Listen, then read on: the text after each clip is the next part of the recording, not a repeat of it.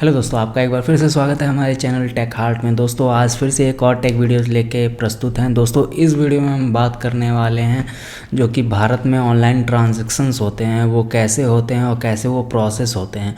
और हाल ही में इस पर एक रिपोर्ट आया हुआ है ऑनलाइन ट्रांजैक्शंस की सिक्योरिटी को लेकर। आपका अकाउंट और जो आपसे ट्रांजैक्शन करते हैं वो कितना सिक्योर है, जो बैंकिंग ट्रांजैक्शन करते हैं वो कितना सिक्योर है, तो उसी के बारे में हम बात करने वाले हैं। तो चलिए वीडियोस को स्टार्ट करते हैं। दोस्तों मल्टी फैक्टर ऑथेंटिकेशन जो कि एक सिक्योरिटी का नेक्स्ट लेवल है। आपकी जो भी सिक्योरिटी यूज़ करते हैं बैंकिंग पासवर्ड में या फिर और भी कई चीज़ों पे आप उसका यूज़ करते हैं मल्टी फैक्टर ऑथेंटिकेशन का, वो कितना सिक्योर है और इस रिपोर्ट में क्या बताया है ये हम आगे आपको सब बताने वाले हैं। दोस्तों MFA मल्टी फैक्टर ऑथेंटिकेशन आखिर ये अचानक इतने रिपोर्ट निकल के आई है और इसमें बहुत ज़्यादा ग्रोथ देखने को मिल रहा है साल दर साल में। और ऐसा इसलिए हुआ है क्योंकि जैसे कि जैसे ऑनलाइन फ्रॉड बढ़ रहे हैं, जितने भी फ्रॉड बन रहे हैं, हालांकि देखते हैं कई सारे स्पैम कॉल्स आते हैं और ट्रांजैक्शन को लेके कई सारे किसी का बैंक अकाउंट खाली हो जाता है, कई सारी ऐसी चीज़ें फ्रॉड चीज़ें होती रहती हैं। तो उसी के लिए मल्टी फैक्टर ऑथेंटिकेशन का यूज़ किया जाता है और नेक्स्ट लेवल का यूज़ किया जाता है। हालांकि आपको एक चीज़ समझ लेना चाहिए जो कि गूगल यूज़ करता है टू फैक्टर ऑथेंटिकेशन, जो कि हम यूज़ करते हैं जब टू फैक्टर ऑथेंटिकेशन। वो दोनों बेसिकली थोड़े बहुत अलग हैं अपने आप से। अगर इस पे आपको एक डीप वीडियो नेक्स्ट वीडियो में आगे आने वाले वीडियोस में मिल जाएगा।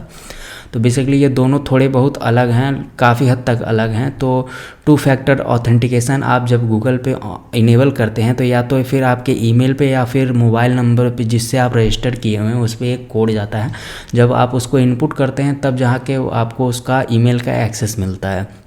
तो कुछ इसी से रिलेटेड ये टू फैक्टर ऑथेंटिकेशन से रिलेटेड ही मल्टी फैक्टर ऑथेंटिकेशन है। बेसिकली इसमें आपको एक ऐप का यूज़ किया जाता है उसको एक्सेस करने के लिए, उस पर आपको कोड सेंड किया जाता है। हालांकि उसके बारे में हम वीडियो में बाद में बात करेंगे या अगले वीडियो में बात करेंगे। फिलहाल इसमें हम समझ लेते हैं कि ग्रोथ रेट कितना बढ़ रहा है मल्टी फैक्टर ऑथेंटिकेशन का और पूरे वर्ल्ड वाइड इसका क्या प्रभाव। रिसर्च एजेंसी है थेल्स, जिसके अकॉर्डिंग 2022-23 में लगभग 19% ग्रोथ बढ़ा है इंडिया में और लगभग 66% लोग इसका यूज़ कर रहे हैं मल्टी फैक्टर ऑथेंटिकेशन का और टोटल 90% इसकी ग्रोथ हुई है। पूरी दुनिया में बात करें तो 56% मल्टी फैक्टर ऑथेंटिकेशन का यूज़ किया जाता है जो कि MFA का यूज़ होता है टोटल में। और वहीं दूसरे नंबर पे बात करें तो सिंगापुर आता है। सिंगापुर का यहाँ पे जो स्कोर है मल्टी फैक्टर यूज़ करने का ऑथेंटिकेशन का वो है। वहीं सिंगापुर दूसरे नंबर पे आता है जो कि 17% के ग्रोथ रेट के साथ आगे बढ़ रहा है। वहाँ पे लगभग 64% लोग उसका यूज़ करते हैं मल्टी फैक्टर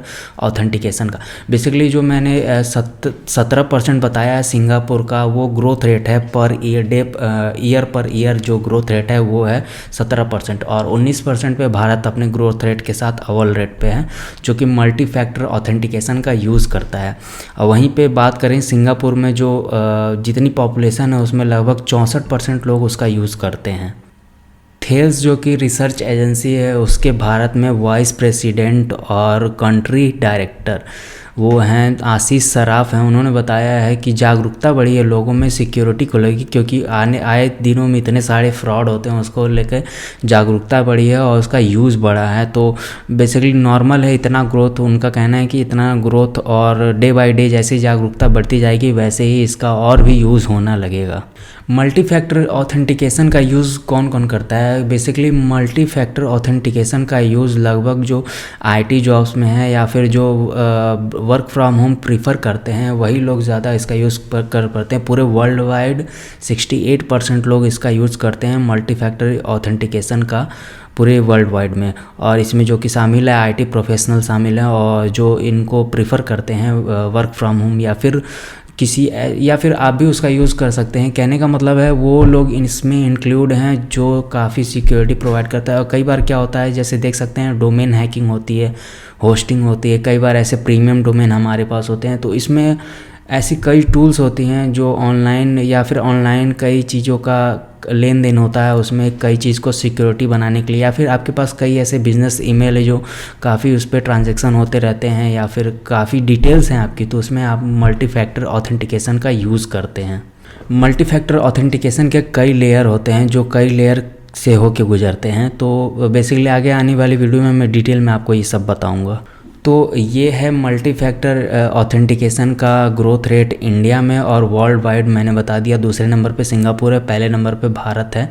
और इसका ग्रोथ रेट भारत में 19% है और सिंगापुर में ही दूसरे नंबर पे है जो कि 17% के साथ है। तो दोस्तों ये वीडियो कैसा लगा आप हमें कमेंट बॉक्स में बताएं। आप हमें सोशल मीडिया पे फॉलो कर सकते हैं और ऐसे ही शॉर्ट्स वीडियो के लिए कई ऐसे फीचर्स से रिलेटेड वेबसाइट्स होती हैं जो कि मैं शॉर्ट्स पे अपलोड करता हूँ, तो आप उसको इंस्टाग्राम पे जाके देख सकते हैं। मिलते हैं एक ऐसी वीडियोज़ के साथ में, तब तक के लिए धन्यवाद।